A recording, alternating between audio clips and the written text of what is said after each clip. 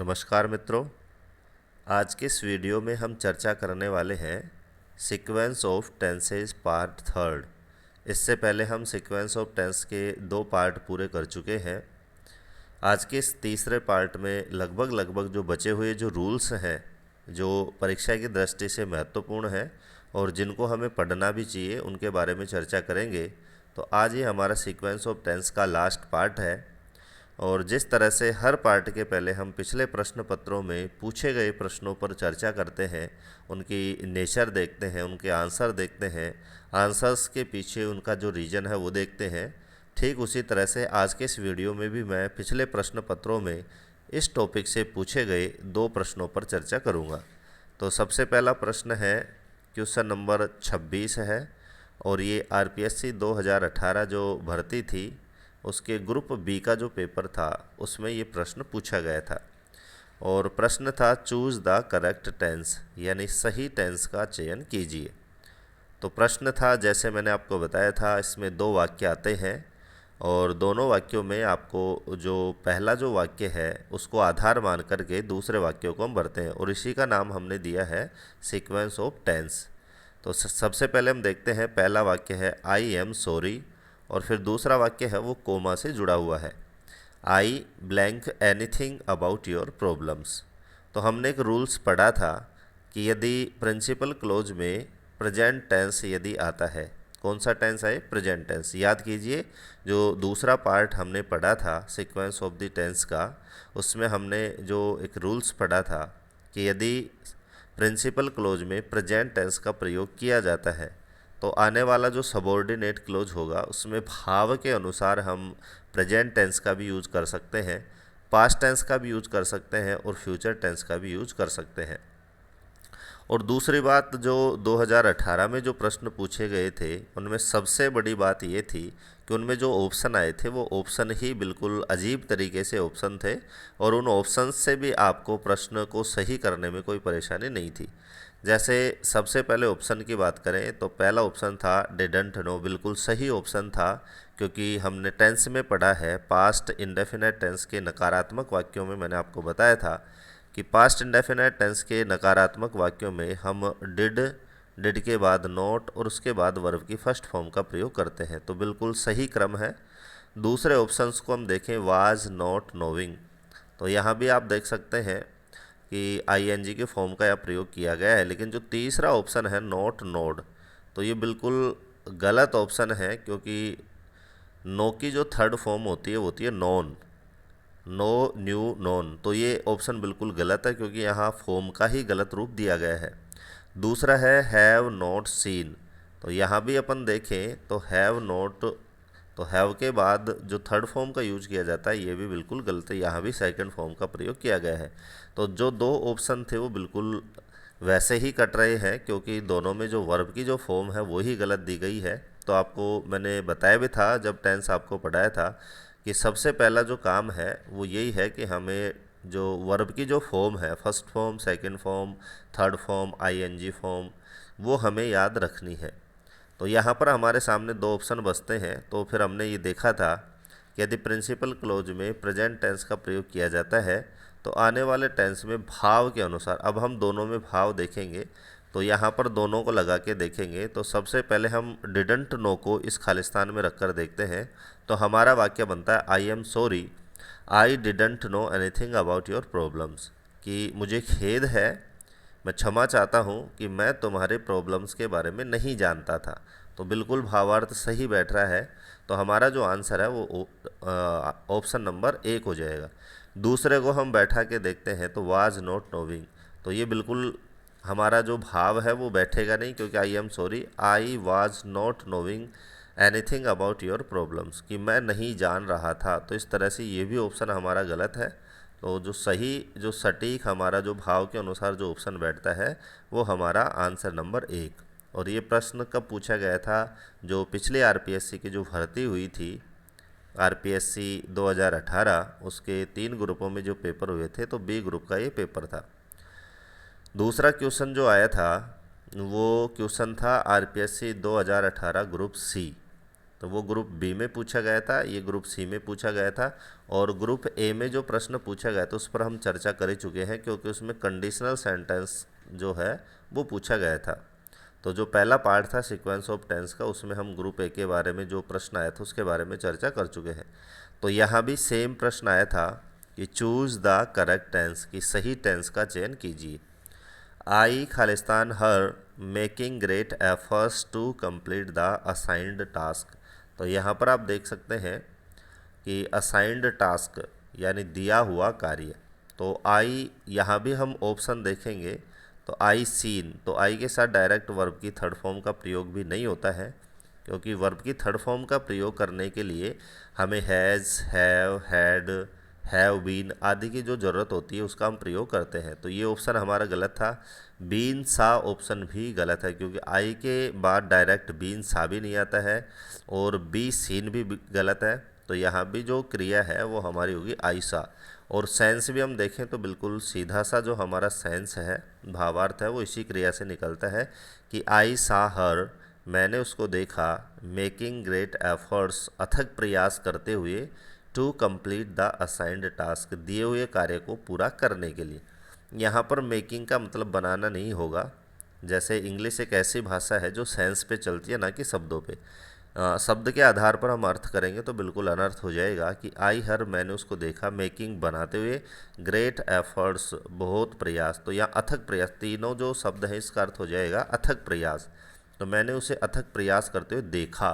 तो यहाँ पर आप देख सकते हैं देखा जो भावार्थ है हिंदी में, तो देखा यहाँ पर आ ई इनकी मात्रा जब आती है तो हम पास्ट इंडेफिनेट का प्रयोग करते हैं, और पास्ट इंडेफिनेट का मतलब होता है वर्ब की सेकंड फॉर्म। तो यहाँ पर जो हमारा सटीक जो फॉर्म बैठता है वो वर्ब की सेकंड फॉर्म ही यहाँ पर बैठता है।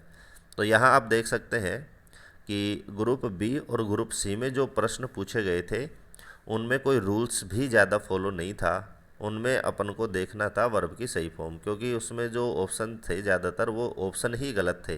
तो किसी भी तरह से ऑप्शन सही नहीं थे, और जो सीधा सीधा ऑप्शन है उसका हमने यहाँ पर प्रयोग किया है। तो उन दोनों प्रश्नों पर हमने चर्चा कर ली है। अब हम जो बचे हुए हमारे जो रूल्स हैं सीक्वेंस ऑफ द टेंस, उनके बारे में जो भी रूल्स हैं, नियम हैं, वो हम देखते हैं।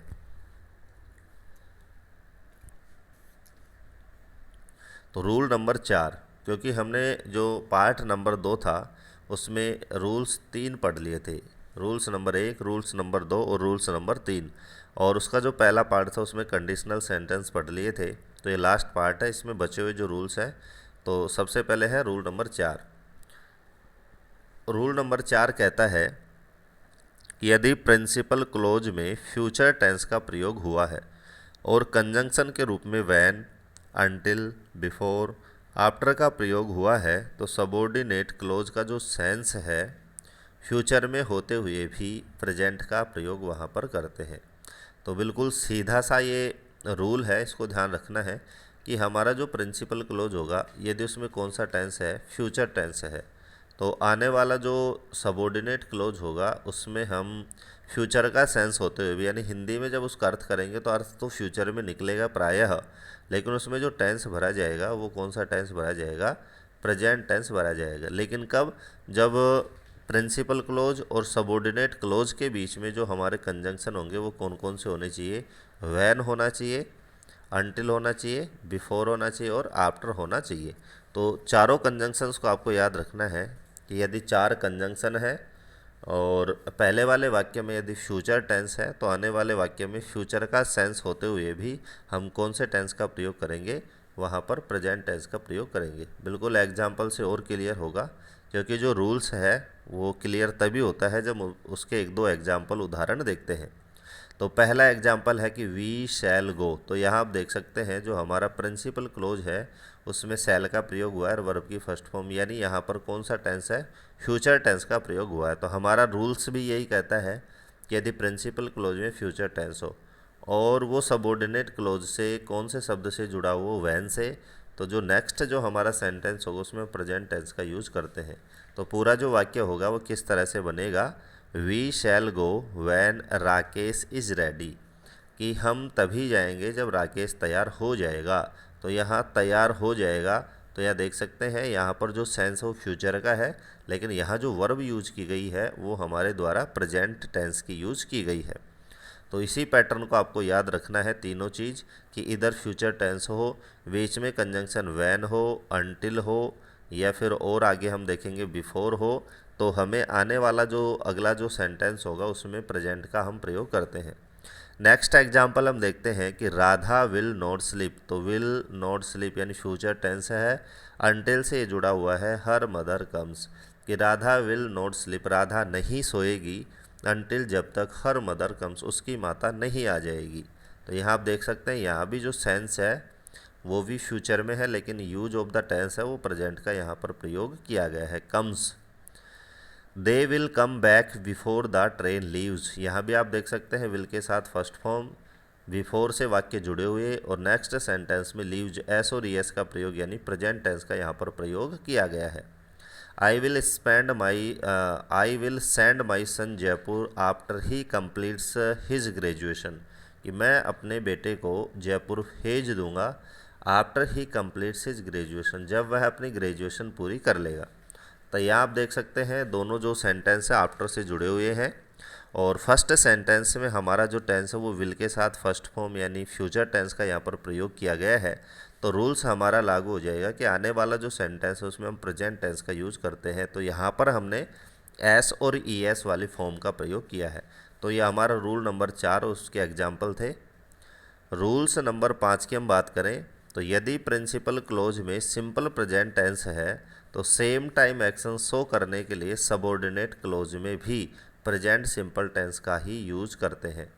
तो यहाँ पर दूसरा जो नियम है वो आपको याद रखना है कि हमारा जो प्रिंसिपल क्लोज, हमारा जो पहला सेंटेंस है उसमें कौन सा टेंस होना चाहिए, यदि उसमें सिंपल प्रेजेंट है, प्रेजेंट में भी कौन सा सिंपल प्रेजेंट है, और आने वाला जो सबऑर्डिनेट क्लोज है सेम टाइम एक्शन उसमें शो किया गया यानी उसी समय को उसमें एक्शन दिखाया गया है, तो सबऑर्डिनेट क्लोज में भी हम सिंपल टेंस का ही प्रयोग करते हैं, प्रेजेंट सिंपल का प्रयोग करते हैं। एग्जाम्पल से हम समझेंगे कि the teacher is happy to know my good results because she likes me, कि द टीचर इज़ हैप्पी यानी अध्यापिका बहुत ही खुश थी। यहाँ पर अध्यापिका मैंने इसलिए बोला है क्योंकि आगे यहाँ पर सी का प्रयोग किया गया है, क्योंकि टीचर एक ऐसा नाउन है जो पुरुष के लिए और महिला के लिए कॉमन है, इसको कॉमन नाउन भी हम कहते हैं। तो उसी तरह से आप देख सकते हैं कि यहाँ पर सी होने के कारण मैंने अध्यापिका हिंदी में कहा है। तो अध्यापिका इज़ हैप्पी प्रसन्न थी, टू नो ये जान कर के, माई गुड मेरे अच्छे रिजल्ट यानी परिणाम को, बिकॉज क्योंकि सी लाइक्स मी वह मुझे चाहती है, मैं उसको अच्छा लगता हूँ। तो यहाँ पर आप देख सकते हैं इज़ हैप्पी ये भी प्रेजेंट टेंस का यूज किया गया है, और बिकॉज के बाद जो दूसरा सेंटेंस है उसमें भी हमने प्रेजेंट इंडेफिनेट का प्रयोग किया है, क्योंकि दोनों के दोनों जो एक्शन है वो सेम टाइम एक्शन है, यानी जैसे ही रिजल्ट आता है तो सेम टाइम एक्शन होता है अध्यापिका के प्रसन्न होने का। तो उसी नियम को रूल्स नंबर 5 में बताया गया है कि यदि प्रिंसिपल क्लोज में प्रेजेंट इंडेफिनेट टेंस है और सबऑर्डिनेट क्लोज में सेम टाइम एक्शन को दर्शाया गया है, तो सबऑर्डिनेट क्लोज में भी हम कौन से टेंस का प्रयोग करेंगे, प्रेजेंट इंडेफिनेट का प्रयोग वहाँ पर करते हैं। नेक्स्ट एग्जाम्पल है कि ही कम्स हेयर डेली, वह यहाँ रोज़ाना आता है, for he wants to meet me daily, क्योंकि वह रोज़ मेरे से मिलना चाहता है। तो सेम टाइम एक्शन है आने का और मिलने का। तो यहाँ पर प्रिंसिपल क्लोज में प्रेजेंट सिंपल का प्रयोग किया गया है, तो जो सबऑर्डिनेट क्लोज है उसमें भी सिंपल प्रेजेंट का प्रयोग किया गया, वांट्स यानी एस और एस, यहाँ भी एस और एस और यहाँ भी एस और एस, दोनों जो सेंटेंस है वो फोर से जुड़े हुए हैं। और ऊपर वाला जो एग्जाम्पल हमने पढ़ा था उसमें जो दोनों सेंटेंस हो बिकॉज से जुड़े हुए हैं। तीसरा एग्जाम्पल है कि they go to the temple daily as they believes in God. तो यहाँ भी आप देख सकते हैं दे गो, दे के साथ वर्ब की फर्स्ट फॉर्म यानी प्रेजेंट इंडेफिनेट टेंस है, एज यहाँ पर कंजंक्शंस का काम करता है, और सबऑर्डिनेट क्लोज है दे बिलीव इन गॉड। तो दे के साथ प्लूरल होने के कारण वर्ब की फर्स्ट फॉर्म यहाँ भी हमने यूज़ करी है। तो दोनों तरफ आप देख सकते हैं कि दोनों ही वाक्यों में सिंपल प्रेजेंट का यूज किया गया है। तो ये दो रूल्स हमने कर लिए हैं। तीसरा रूल्स हम देखें आज का, तो तीसरे रूल्स में बताया गया है यदि प्रिंसिपल क्लोज में पास्ट सिंपल टेंस का प्रयोग किया गया हो, सेम रूल्स नंबर 5 को ये फॉलो करता है, और अर्लियर एक्शन को शो करने के लिए सबऑर्डिनेट क्लोज में पास्ट परफेक्ट टेंस का प्रयोग करते हैं। मान लीजिए कि जो हमारा प्रिंसिपल क्लोज है उसमें सिंपल पास्ट का प्रयोग किया गया है, तो जो सबऑर्डिनेट क्लोज उसमें अर्लियर एक्शन को दिखाए। अर्लियर का मतलब होता है जो कार्य हमारा हो चुका है। अर्लियर का मतलब जो कार्य हो चुका था उसका यदि प्रयोग किया गया है तो वहाँ पर हम कौन सा टेंस भरेंगे, पास्ट परफेक्ट टेंस का यूज करते हैं। लगभग ये जो रूल्स है ये भी हमारा जो डायरेक्ट इनडायरेक्ट का जो नियम है उसको फॉलो करता है, क्योंकि डायरेक्ट इनडायरेक्ट में हम पढ़ते हैं कि जो रिपोर्टेड स्पीच है उसमें यदि पास्ट सिंपल टेंस है तो उसको डायरेक्ट में बदलते हुए जब हम उसको बदलते हैं तो वो पास्ट परफेक्ट में बदल जाता है और कंजंक्शन वहाँ पर दैट का प्रयोग किया जाता है। जैसे एग्जांपल हम देखेंगे कि राम न्यू, राम जानता था, तो यहाँ आप देख सकते हैं न्यू यानी वर्ब की सेकंड फॉर्म है, तो सीधा सा मतलब है यहाँ सिंपल पास्ट का यूज किया गया है। दैट के बाद जो सबऑर्डिनेट क्लोज है कि somebody had stolen his watch, had के साथ वर्ब की third form had plus V third, यानी यहाँ पर पास्ट परफेक्ट का यूज हमने किया है, क्योंकि ये जो कार्य है वो अर्लियर एक्शन को यहाँ पर दिखाता है। अर्लियर का मतलब है कि जब तक आपको सेंस ऑफ द सेंटेंस नहीं आएगा आपको पता भी नहीं चलेगा कि अर्लियर क्या होता है। जैसे इसका अपन मीनिंग देखें अपनी लैंग्वेज में, तो राम न्यू, राम जानता था that somebody had stolen his watch, कि किसी ने उसकी घड़ी चुरा ली थी, तो ये अर्लियर एक्शन है, यानी जब वह उसको जब पता चला उससे पहले उसकी जो वॉच है वो स्टोलन हो चुकी थी। नेक्स्ट एग्जाम्पल है कि Rahul told me that he had won the race, Rahul ने मुझे बताया कि उसने रेस जीत ली थी। तो यहाँ पर भी आप देख सकते हैं रेस जीतने का जो एक्शन है वो अर्लियर एक्शन यहाँ पर कहलाएगा। तो यहाँ पर वर्ब की सेकंड फॉर्म है, यहाँ पर हैड प्लस वर्ब की थर्ड फॉर्म का प्रयोग किया गया है।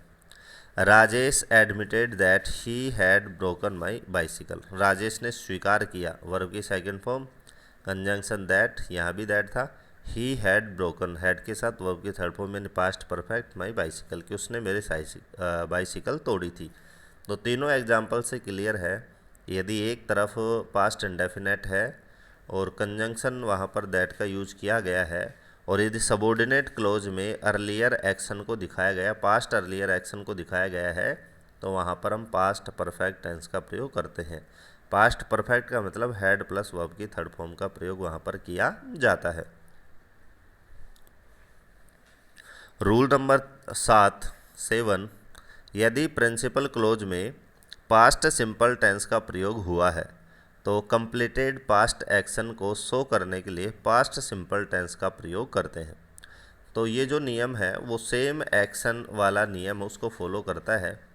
यदि दोनों जो वाक्य हैं, यदि प्रिंसिपल क्लोज में सिंपल पास्ट का प्रयोग किया गया है और सबऑर्डिनेट क्लोज में same time action complete action को दिखाया गया है, तो वहाँ भी हम पास्ट सिंपल का ही प्रयोग करते हैं। तो दोनों ही वाक्यों में पास्ट सिंपल का प्रयोग किया जाएगा, और प्रायः इन जो वाक्य होंगे इनमें कंजंक्शन बिकॉज का प्रयोग किया जाएगा। तो सेम टाइम एक्शन जो होते हैं इसमें हम प्रायः बिकॉज का यूज करते हैं।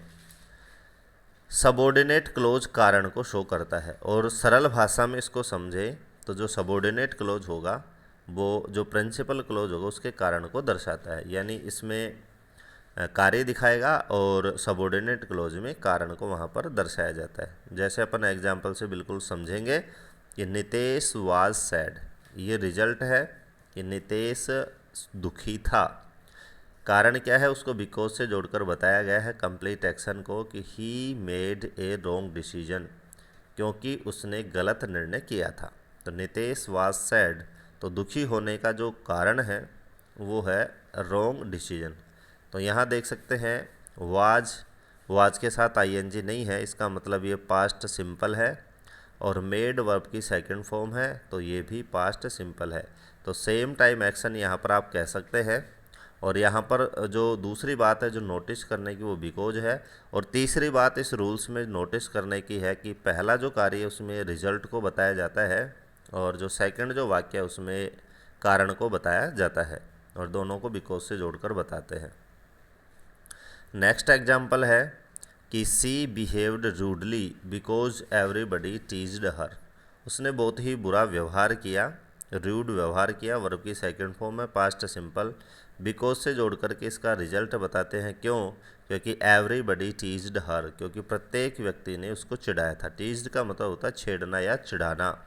तो उसने बुरा व्यवहार क्यों किया?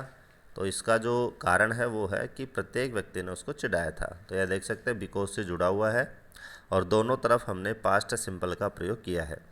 Ram wanted to go to Jaipur Jodhpur because his friend invited him. तो यहाँ भी देख सकते हैं बिकॉज से ये वाक्य जुड़ा हुआ है और जो फर्स्ट सेंटेंस है प्रिंसिपल क्लोज है उसमें वर्ब की सेकंड फॉर्म का प्रयोग किया गया है। तो दूसरा जो सबऑर्डिनेट क्लोज है उसमें भी वर्ब की सेकंड फॉर्म का प्रयोग किया गया है।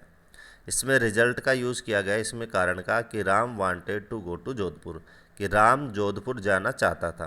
क्यों? इसके पीछे कारण है क्योंकि उसके मित्र ने उसको आमंत्रित किया था, निमंत्रण दिया था। सी फेल्ड, वह अनुत्तीर्ण हो गई, असफल हो गई। बिकॉज, क्योंकि she did not study well. Did not study verb की फर्स्ट फॉर्म यानी पास्ट सिंपल टेंस, क्योंकि उसने अच्छी पढ़ाई नहीं की। वेल यानी अच्छी तरह से। तो यहाँ भी देख सकते हैं दोनों तरफ पास्ट सिंपल का प्रयोग किया गया है। अगला हमारा जो रूल्स है, रूल्स नंबर 8 है, जिसको हमने लगभग जो टेंस वाला जो पोर्शन था वहाँ भी इसको पढ़ा था, लेकिन सीक्वेंस ऑफ टेंस में भी इसको मैंने सोचा दोबारा पढ़ लेते हैं, थोड़ा हमारा रिवीजन भी हो जाएगा और अच्छी तरह से कोई डाउट रह गया है वो भी हमारा यहाँ पर क्लियर हो जाएगा। तो रूल्स नंबर 8 में हम 3 नियम पढ़ेंगे। यदि सेंटेंस बिफोर अथवा आफ्टर से जुड़े हों तो निम्न रूल्स का फॉलो करेंगे, निम्न रूल्स लागू होंगे। तो यहाँ पर 8 में यही बताया है कि 2 वाक्य हों और दोनों वाक्य कौन कौन से कंजंक्शन से जुड़े हुए हों, यदि बिफोर से जुड़े हुए हों या फिर आफ्टर से जुड़े हुए हों तो कौन से नियमों का हमें पालन करना होगा वही यहाँ पर बताया गया है। तो पहला जो नियम होगा वो ये होगा कि यदि पहले वाले वाक्य में प्रेजेंट इंडेफिनेट टेंस है और बिफोर के बाद वाले वाक्य में भी प्रायः प्रेजेंट सिंपल का ही यूज होता है। तो इस नियम का मतलब है कि हमारे 2 वाक्य हैं और किससे जुड़े हुए हैं? बिफोर से जुड़े हुए हैं। और मान लीजिए कि पहला जो सेंटेंस है उसमें प्रेजेंट सिंपल का यूज किया गया है, तो जो नेक्स्ट सेंटेंस होगा उसमें भी हमें प्रायः कौन सा टेंस भरना है? प्रेजेंट सिंपल ही यूज करना है। तो बिफोर के दोनों तरफ ही कौन से टेंस आएंगे? प्रेजेंट सिंपल टेंस यूज होंगे। एग्जाम्पल हम देखते हैं। तो एग्जाम्पल यहाँ पर दिए गए हैं कि ही टेक्स मिल्क, वह दूध पीती है, before he goes to bed, सोने से पहले। गोज़ टू बेड का मतलब होता है शयन करना। ये 3 वर्ब है, अर्थ इसका एक ही होगा, सोने के लिए जाना या फिर शयन करना। तो सोने से पहले वह दूध पीती है। तो यहाँ देख सकते हैं 2 सेंटेंस है, दोनों बिफोर से जुड़े हुए हैं और फर्स्ट सेंटेंस में एस और एस का प्रयोग किया गया यानी प्रेजेंट सिंपल है। तो सेकंड सेंटेंस में भी यहाँ पर प्रेजेंट सिंपल का ही यूज होगा। My mother prepares tea before father comes from the office. पिताजी के ऑफिस से आने से पहले माई मदर, मेरी जो माताजी है वो चाय तैयार करती हैं। तो यहाँ देख सकते हैं माई मदर सिंगुलर नाउन है तो एस और एस का यहाँ पर प्रयोग किया गया है। कंजंक्शन बिफोर का यूज यहाँ पर किया गया है और फादर भी सिंगुलर नाउन है इसलिए कम्स यानी एस और एस का प्रयोग किया गया है। तो बिफोर से पहले भी प्रेजेंट सिंपल और बिफोर के बाद भी प्रेजेंट सिंपल का यूज इस उदाहरण में किया गया है। इसी का नेक्स्ट एग्जाम्पल है he washes his hands before he eats food. भोजन खाने से पहले, भोजन करने से पहले वह अपने हाथ धोता है। तो बिफोर का यूज है, प्रेजेंट सिंपल यहाँ पर यूज किया गया है। तो सेकंड सेंटेंस में भी प्रेजेंट सिंपल का यूज किया गया है। तो ये रूल्स नंबर 8 का पहला रूल था। रूल नंबर 8 का दूसरा नियम यदि हम देखें, दूसरा नियम कहता है कि यदि पहले वाले सेंटेंस में पास्ट परफेक्ट टेंस का प्रयोग हुआ हो तो बिफोर के बाद वाले सेंटेंस में पास्ट सिंपल का प्रयोग होगा। तो अभी हमने पढ़ा था यदि हमारे वाक्य बिफोर से जुड़े हुए हों और इधर प्रेजेंट सिंपल हो तो इधर प्रेजेंट सिंपल भरते हैं। दूसरा नियम कहता है कि वाक्य हमारा बिफोर से जुड़ा हुआ हो और इधर पास्ट परफेक्ट का यूज किया गया है तो बाद वाले वाक्य में हम पास्ट इंडेफिनेट यानी पास्ट सिंपल का प्रयोग करते हैं। तो इसको मैंने टेंस में भी आपको बताया था, बिफोर का हिंदी में अर्थ होता है पहले। तो हमें पहले पास्ट परफेक्ट का यूज करना है, ये ध्यान रखना है। पहले मतलब बिफोर का मतलब है पहले, और पहले वाले वाक्य में पास्ट परफेक्ट का यूज हम करते हैं। जैसे I had slept before father came from the office, पिताजी के ऑफिस से आने से पहले मैं सो गया था। तो यहाँ देख सकते हैं बिफोर से जुड़ा हुआ है, और इधर हमारे सेंटेंस में हैड प्लस वर्ब की थर्ड फॉर्म का प्रयोग किया गया है। तो परीक्षा में मान लीजिए आप ब्लैंक हो, तो ऑप्शंस में से हमें केम को वहाँ पर चूज करना है, क्योंकि पास्ट इंडेफिनेट का मतलब वर्ब की सेकंड फॉर्म हमें वहाँ पर भरनी है। या फिर परीक्षा में मान लीजिए इधर ब्लैंक्स आ जाए, खालिस्तान इधर आ रहा हो, तो यहाँ पर सेकंड फॉर्म हमने देख ली, तो उसको देख करके यहाँ पर हमें हैड प्लस वर्ब की थर्ड फॉर्म को भरना है। तो बिफोर के दोनों तरफ हमें देखना है, इधर भी वो परीक्षा में भरवा सकता है और इधर भी वो भरवा सकता है। तो दोनों ही रूल्स याद रखना है कि बिफोर के पहले पास्ट परफेक्ट आता है और बिफोर के बाद में पास्ट इंडेफिनेट का प्रयोग किया जाता है। The thief had run away before the police came, police के आने से पहले चोर भाग गया था। यहाँ भी आप देख सकते हैं बिफोर है, बिफोर से पहले हैड प्लस वर्ब की थर्ड फॉर्म, बिफोर के बाद में V2 यानी वर्ब की second form. The bell had rung before I reached school, मेरे स्कूल पहुंचने से पहले घंटी बज चुकी थी, यानी स्कूल स्टार्ट हो चुकी थी। तो बिफोर का यूज़ किया गया है, हैड प्लस वर्ब की थर्ड फॉर्म है, सेकंड सेंटेंस में V2 का प्रयोग किया गया है।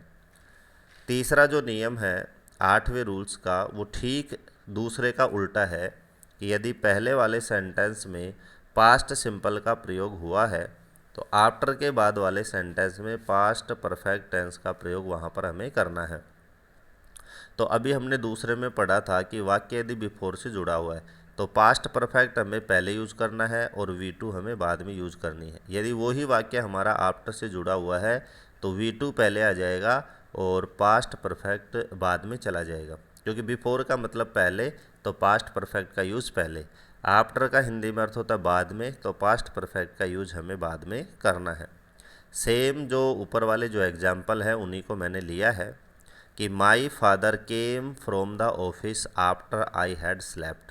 तो यहाँ पर आफ्टर का यूज़ किया गया है, तो आफ्टर से पहले V2 का प्रयोग हमने किया है, और आफ्टर के बाद में मैंने हैड प्लस वर्ब की थर्ड फॉर्म का प्रयोग किया है कि माई फादर के, मेरे पिताजी आए फ्रॉम द ऑफिस, कार्यालय से, आफ्टर आई हैड स्लीप, मेरे सोने के बाद में। तो सेम हमारा सेंस है, केवल कंजंक्शन बदला है, वहाँ पर बिफोर का यूज़ हुआ था, यहाँ पर आफ्टर का। तो हमारा जो सिचुएशन है जो सेंटेंस की वो बदल जाती है।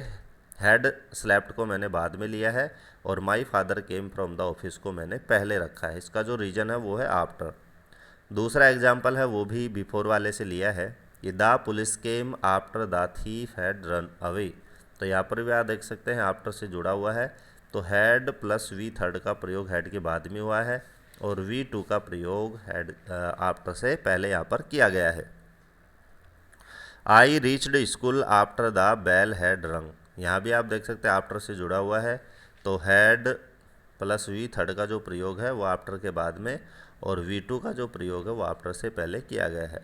तो आज के इस वीडियो में हमने सीक्वेंस ऑफ द टेंस के जो बचे हुए रूल्स हैं उनको पूरा किया है, और इसी के साथ आपका जो first grade first paper English का जो पहला टॉपिक है टेंस और सीक्वेंस ऑफ द टेंस, वो इसी के साथ पूरा होता है। अगले वीडियो में हम नेक्स्ट जो चैप्टर है उसको स्टार्ट करेंगे, नेक्स्ट जो पॉइंट है उस पर चर्चा करेंगे। तो आज के लिए इतना ही। आपको आज का वीडियो आज का कंटेंट आपको कैसा लगा, वीडियो में लास्ट तक बने रहने के लिए धन्यवाद।